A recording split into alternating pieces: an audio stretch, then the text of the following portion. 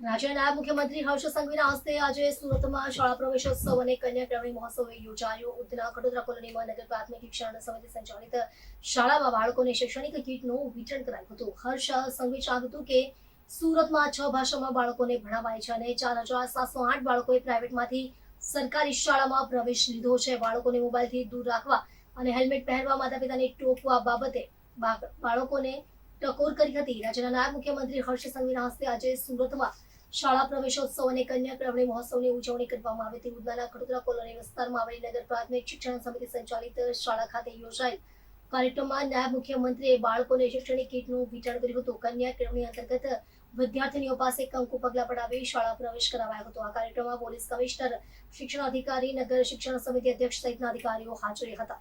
શાળામાં વિવિધ સાંસ્કૃતિક કાર્યક્રમો યોજાયા અને હર્ષ સંઘવીએ બાળકો સાથે ગમ્મત પણ કરી હતી.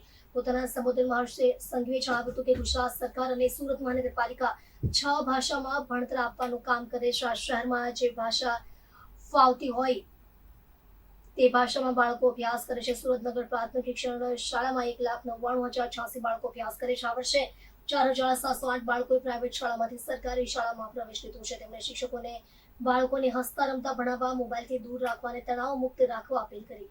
કોર્પોરેટરોને મહિનામાં એકવાર સરકારી શાળાની મુલાકાત લઈ સફાઈ અને વૃક્ષારોપણ પર ધ્યાન આપવા કહ્યું. સાથે જ બાળકોને અપીલ કરી કે જો માતા પિતા હેલ્મેટ ન પહેરે તો ઘરના દરવાજે પલાઠી મારી બેસી જાઓ અને હેલ્મેટ પહેરાવો. વધુમાં સુરતમાં વસતા તમામ લોકો સુરતી છે, ગુજરાતી છે, ભારતીય છે. અહીં 6 ભાષામાં બાળકો અભ્યાસ કરે છે.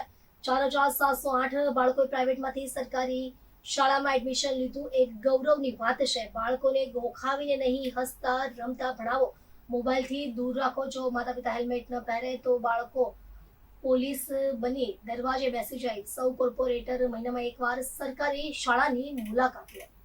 સૌના બાળકો આજે શાળા પ્રવેશ ઉત્સવ થકી આવનારા દિવસોમાં એમનું ભવિષ્ય ઉજ્જવળ બનાવવા માટે, શિક્ષણ માટે આજે એમના એમ કહેવાય ને કે પહેલું પગલું જ્યારે માંડ્યું છે, તો હું એમના પરિવારજનોને સૌથી પહેલા શુભકામનાઓ આપું છું અને બાળકોને 100% શુભકામનાઓ જોડે જોડે સૌ શિક્ષકોને શુભકામનાઓ આપું છું કે આપ સૌ લોકો સાથે મળીને જે બાળકો અને એમના પરિવારે વિશ્વાસ રાખીને એમના બાળકો તમને સોંપ્યા છે તેમનું ભવિષ્ય ઉજ્જવળ બનાવવા માટે પ્રયાસ કરશો.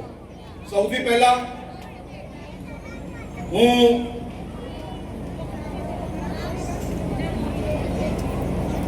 જિલ્લાના શિક્ષણ તંત્રને, મહાનગરપાલિકાના આખા શિક્ષણ વિભાગને અભિનંદન આપવા માંગુ છું. અહીંયા બેઠેલા વાલીઓને કદાચ અંદાજો નહીં હશે, પણ આ દેશમાં સુરત એક માત્ર એવું શહેર છે જ્યાં સરકાર દ્વારા 6 માધ્યમોમાં શાળા ચાલુ કરવામાં આવી છે.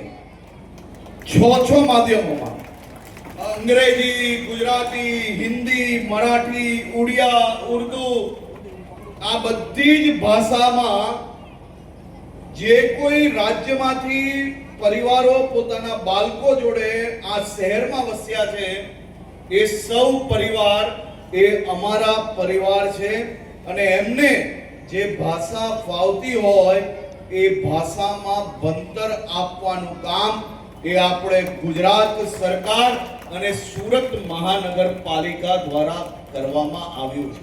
ડૉક્ટર ભગીરથસિંહ પરમાર, જિલ્લા શિક્ષણ અધિકારી, સુરત.